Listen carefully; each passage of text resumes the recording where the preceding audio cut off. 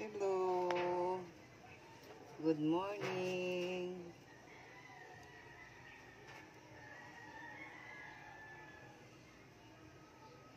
Ito po, magluluto tayo ng yung pinaksiw ko kahapon. Saka, hindi na ako nag-video kahapon. Wala ako sa kondisyon, mga ka-friendship. Ay, ewan ko bakit ganun. Minsan, wala tayo sa kondisyon. Parang tinatamad tayo mag-video. Kaya, yan. Ito pa, mga ka-friendship. Yung pinaksiw ko kahapon. Ngayon,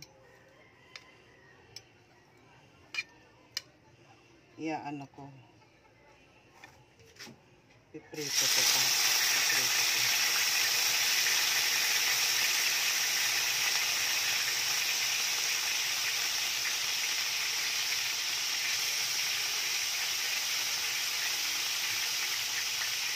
Alam nyo ba,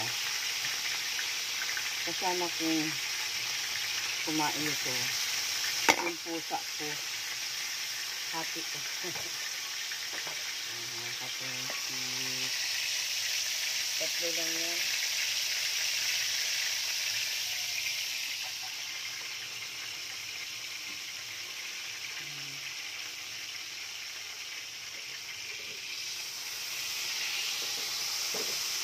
Bango pag talaga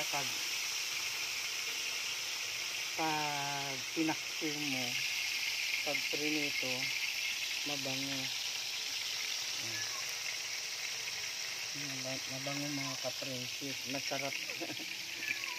Wala lang gulay. Hindi ako namalingki. Bumili ako bigas. Baka Martes ngayon. Martes ba ngayon? O baka kasi meron pa naman ako eh. Ito nga ka-friendship yung niluto ko kanina. Ayan. Ayan mga ka-friendship.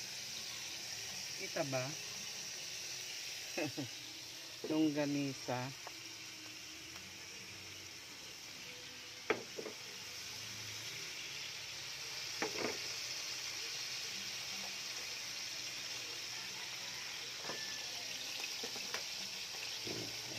Tingnan natin. Mga ka-friendship. Niluluto ko.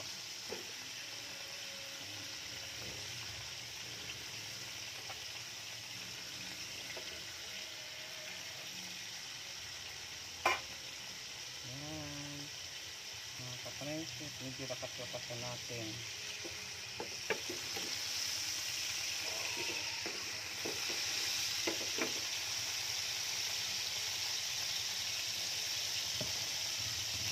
Yan, ang buhay ko ganito mga ka-friendship.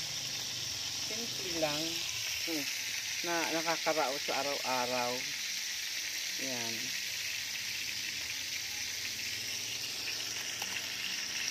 Mamaya ko nalulutuan yung apo ko ng pagkain niya. Dahil hindi naman yung masyado nagkakain ng isda. Kaya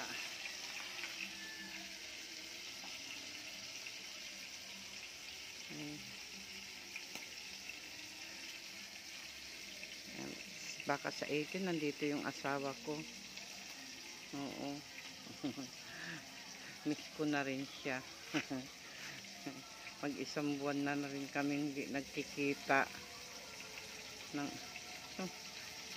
Hindi ako masyadong nakakakilos. Parang ang lagi masakit ang katawan ko, mga braso ko. Siguro dahil sobrang bigat na ng taba ko. Oo. Kaya yung madali ako mapagod, mga ka-friendship. Di ba ang hirap? Yung itlog nga doon ng manok, hindi ko hindi ko matakpan. Nasa ilalim, hindi ko naman kaya magtuwad-tuwad na. Bahala na yung asawa ko niyan. Ang dami pa naman itlog, ang lalaki.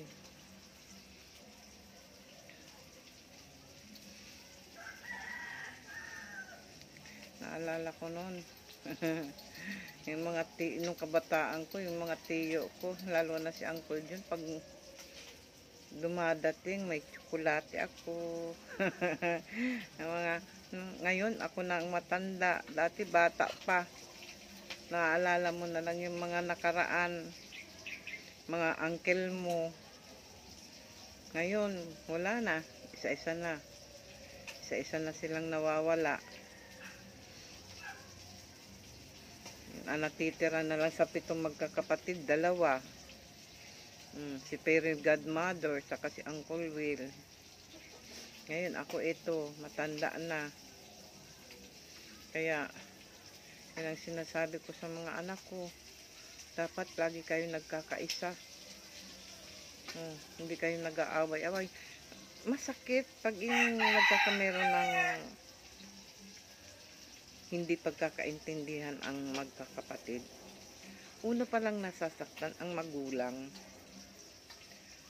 mga ka-friendship. Masakit sa isang magulang na dumadating naman kasi yan talaga mga ka-friendship na minsan ang mga anak hindi nagkakaintindihan. Katulad na yung anak kong bunso saka yung pangatlo. Kasi dati ang bunso, yung anak ko si Mary Ann. Tapos, dumating si Karen. Ilang years? 12 years? Ang gap nila nang nasundan. Ayun. Away sila magkapatid. Ay, talagang naghalos muntik ng magkasakitan talaga ang mga bibig. Ay, binidyo ko talaga sila para nalalaman nila. Talaga, grabe magsagutan. Mga diyo, pinababa na lang ng ama, yung isa. Ngayon, makyat yung matanda, yung si Marian. Yinakap niya si bunso, nag-sorry. Ay, kung ayoko na lang i-push yun, ay, ang away nila.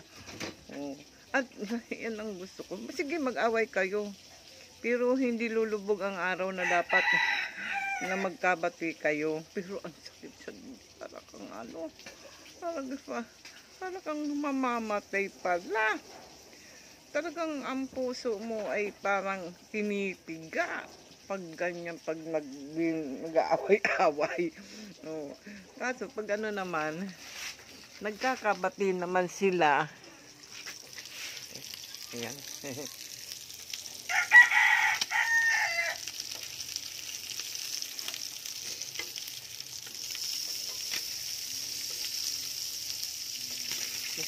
Para rin tong na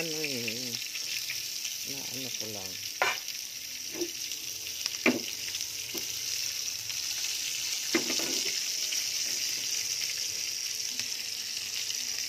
Ayan, makita niyo yung mga ka-princess, mga manok ko. Diba? Ayan.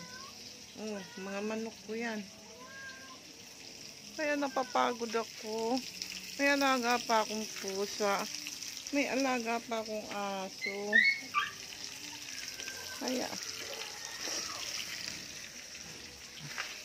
Kaya nga yung iba, pinamigay ko na yung iba, yung si Princess, pinamigay ko yung isa, namatay. Ay, meron na naman akong mga maliliit na pusa. Mali ko, kahit 500, benta ko na itong mga maliliit na to. Si Princess pinamigay ko.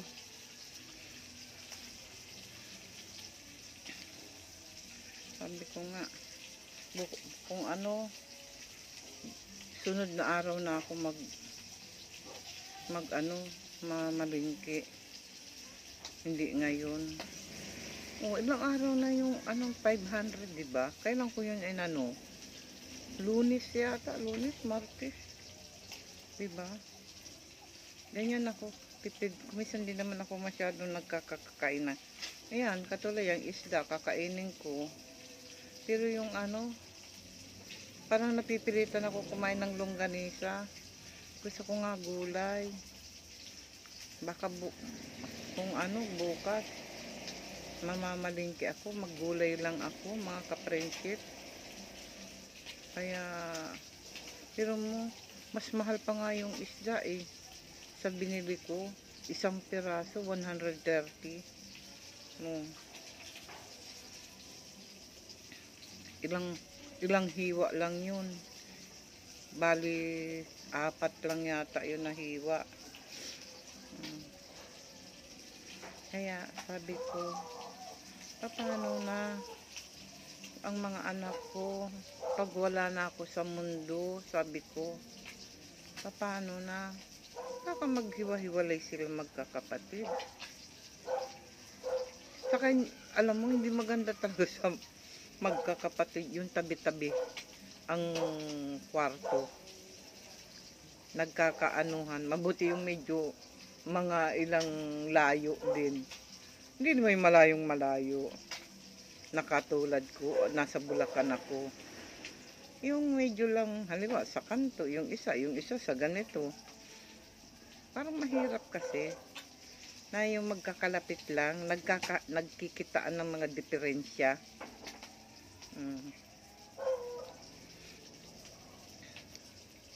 Ayan. Katulad nga itong aso ko, salbahe. Saan ka pa? Na magkakaganyan. Na ano, hindi nakokontrol ko dahil binubugbog ko. Ano siya, matapang siya, lalo na sa apo ko, mga ka-friendship. Ay, sakit ng tuhod ko, mga ka-friendship.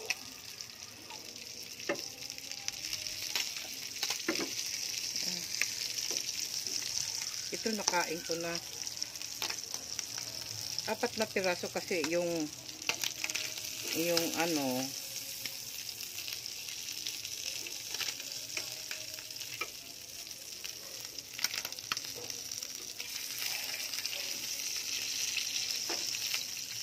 dapat pala dito ano, yung parang baboy, hindi pwedeng pagprituhan.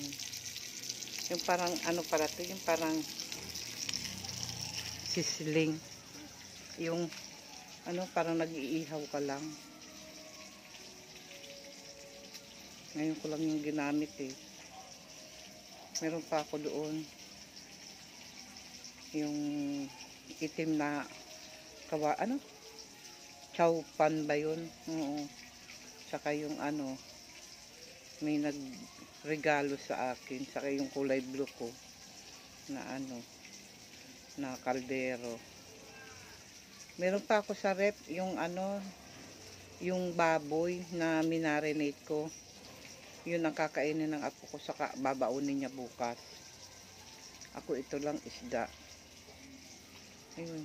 Tapos yung sarsa, oh, wag mong awayin yan. Wala pa yan. Bugbog ka sa akin. O paano mga ka-friendship? Kwento-kwento lang. Wala naman time lang. Pag-uusapan lang.